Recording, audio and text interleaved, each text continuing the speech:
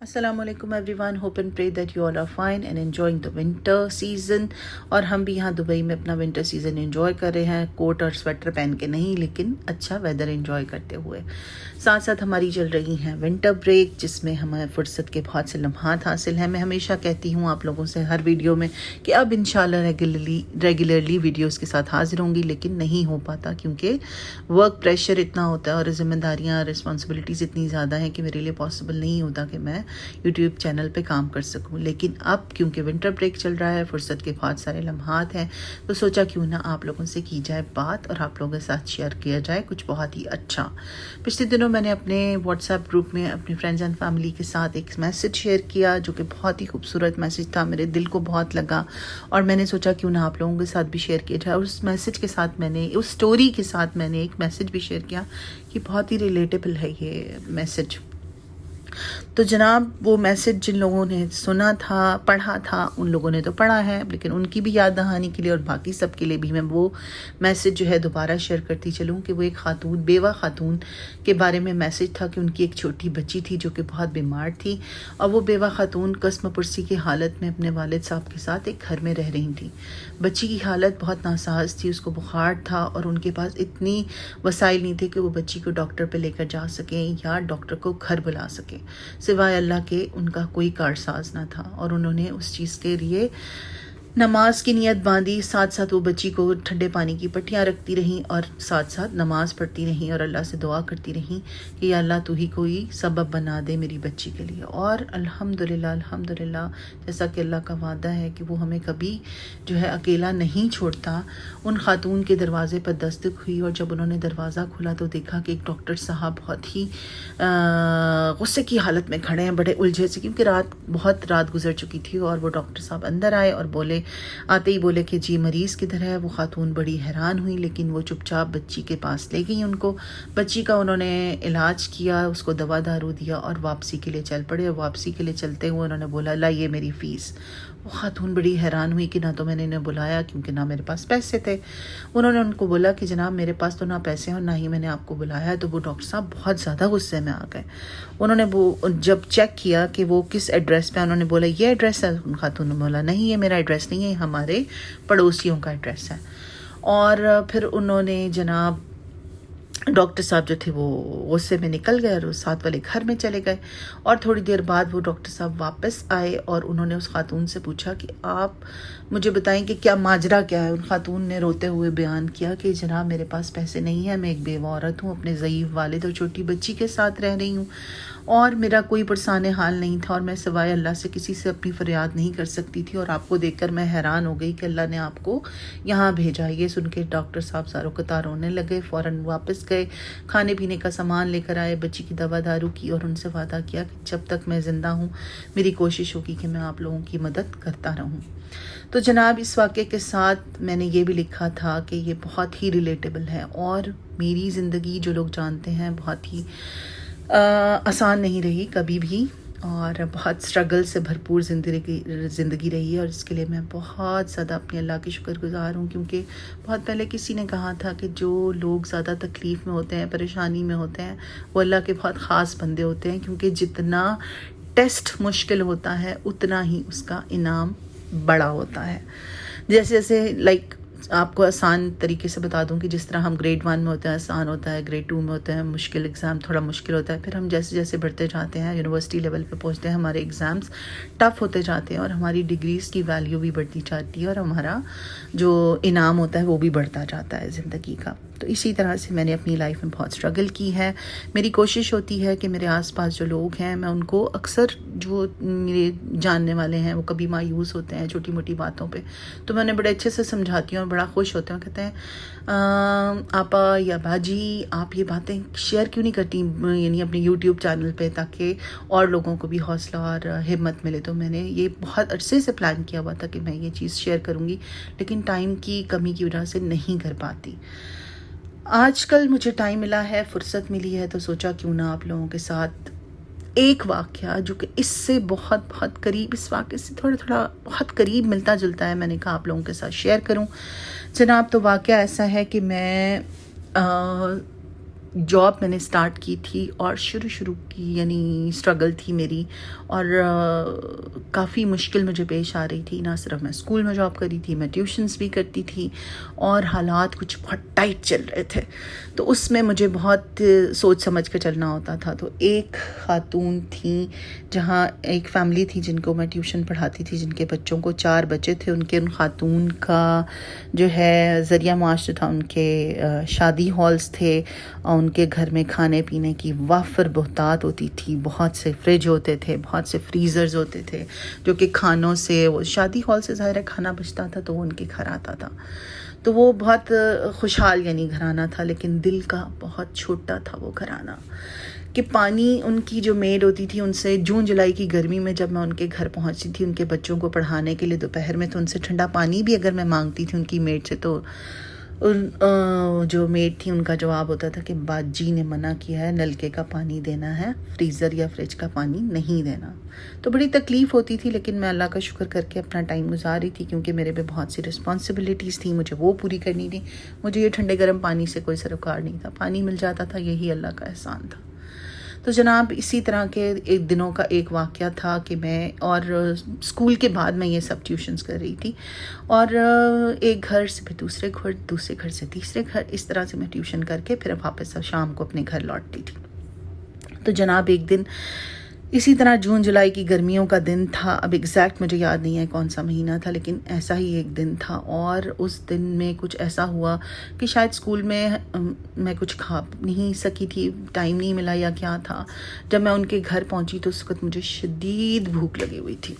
اور ان کا ایک معمول تھا ان خاتون کا کہ وہ جیسے ہی میں پہنچتی تھی ان کو بچوں کو پڑھانے کے لیے، وہ ایک پلیٹ میرے ہاتھ میں دے دیتی تھی کہ جب آپ بچوں کو پڑھا رہی ہیں تو برکیاں ان کے منہ میں ڈالتے جائیں. تو میں ساتھ بچوں کے منہ میں نوالے بھی ڈالتی جاتی تھی. تو جناب اس دن جب میں ان کے گھر تک پہنچی چل کے، اور سخت گرمی میں، بھوک میں، تو میں نے سوچا کہ آج میں ان خاتون سے کہوں کہ مجھے بھی کچھ کھلا دیں، آج مجھے بھی بھوک لگ رہی ہے. لیکن میری جو عزت نفس یا انا مجھے اجازت نہیں دے رہی تھی. سوچتی تھی کہوں، پھر رک جاتی تھی، پھر سوچتی تھی کہوں، اور پھر رک جاتی تھی. اور انہوں نے میرے آگے پھر اسی لمحے جو ہے بریانی کی ایک پلیٹ کی اور کہا بچیاں دے منہ چ پاندے جاؤ برکیاں. پھر سوچا کہ کہوں کہ نہ کہوں، لیکن نہیں. جو عورت ایک ٹھنڈے پانی کا گلاس نہیں دے سکتی تھی، وہ مجھے کھانا کیسے دیتی. اور جناب یہاں سے سلسلہ شروع ہوا میرا اور اللہ کی بات چیت کا. میں نے اللہ سے بات چیت شروع کی. میں نے کہا اللہ میاں مجھے بہت بھوک لگ رہی ہے اور مجھے کھانا کھانا ہے، اور میں نہیں مانگوں گی کسی سے، پلیز آپ کوئی انتظام کریں. اور بس میں نہیں بتا سکتی کہ کس طرح میں نے وہ ٹائم گزارا. ان بچوں کو کھانا کھلایا، ان کو پڑھایا. ان کو پڑھانے کے ساتھ ساتھ میں اللہ کے ساتھ تکرار کرتی رہی، ضد کرتی رہی، لاڈ کرتی رہی، آپ جو بھی سمجھیں اس کو. وہ ٹائم بہت مشکل تھا.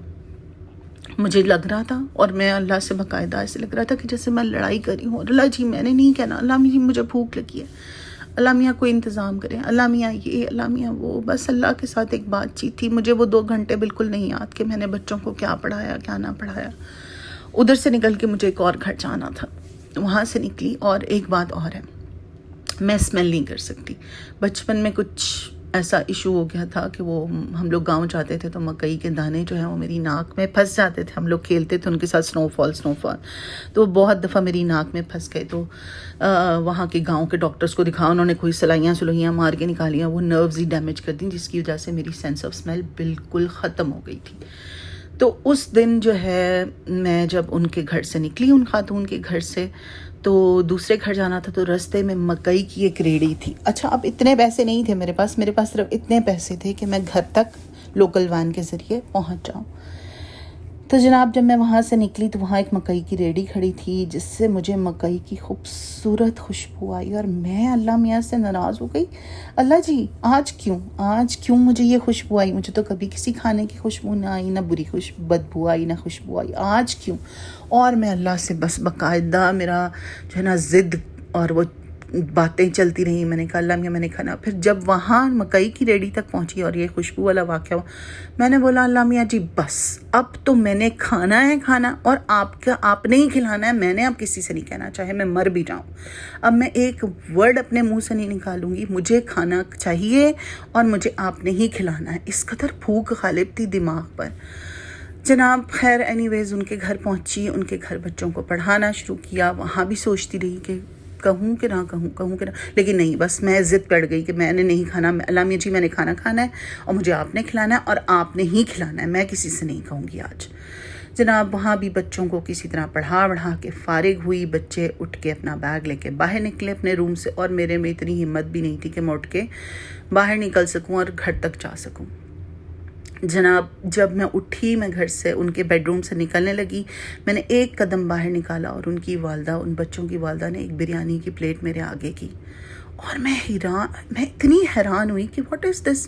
اور میری دماغی حالت اس وقت اتنی کو خراب ہو رہی تھی. میں نے سوچا کیا میں نے ان سے کھانا مانگا ہے. میں نے بولا نہیں اللہ میاں جی, میں نے تو آپ سے ہی بولا اور میں نے آپ کو بولا کہ آپ نے مجھے کھلانا ہے. میں نے بڑی حیرت سے ان خاتون کی طرف دیکھا اور میں نے بولا کہ یہ کیا ہے. کہنے لگی یہ آج آپ بڑی لکی ثابت ہوئی ہیں کہ آپ آج لیٹ تک ہمارے گھر رکی ہیں. بات ایسی تھی کہ ان کا کارخانہ تھا دھاگے کا, اور ان کے جمعرات کا دن تھا. وہ یہ اس طرح سے مجھے اس لیے یاد ہے کہ انہوں نے اس طرح ایکسپلین کیا تھا. انہوں نے کہا کہ ہمارے کارخانے میں ہر جمعرات کو جو ہے اللہ نام کا کھانا بنتا ہے اور ہم لوگ بانٹتے ہیں, اور آج لکیلی آپ یہاں موجود ہیں اور کھانا جلدی آ گیا ہے. یوزلی یہ مغرب تک آتا ہے, لیکن آج پتہ نہیں کیسے جلدی دیگ بن گئی اور جلدی کھانا گھر پہ آ گیا. تو میں نے سوچا کیوں نہ آپ کے ساتھ بھی شیئر کیا جائے. تو قربان جاؤں میرے اللہ کے, جس کو میں کہتی رہی کہ میں نے کھانا ہے اور تیرے ہی نام کا کھانا ہے, اس نے وہ کھانا مجھ تک پہنچایا. آج بھی اس بات کو بہت سال گزر چکے ہیں, اور یہ بات میں نے کافی لوگوں سے شیئر کی ہے, اور لیکن آج بھی میں اسی طرح سے رو پڑتی ہوں. اللہ کی محبت کو اسی طرح محسوس کرتی ہوں جس طرح میں نے اس ایک لمحے میں محسوس کیا تھا.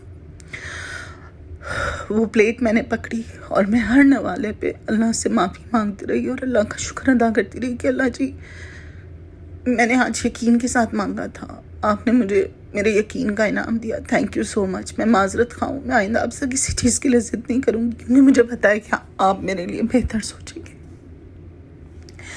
اینی ویز وہ کھانا میں نے کھا لیا, اس دن تو کھا لیا, ڈھیروں ڈھیر شکر ادا کیا. گھر آ کے اپنی امی کو بھی بتایا, وہ بھی بڑا روئیں, اور انہوں نے مجھے بولا کہ دیکھا میں تم لوگوں کو کہتی ہوں اللہ سے اچھی امید رکھو, وہ تمہیں کبھی اکیلا نہیں چھوڑے گا.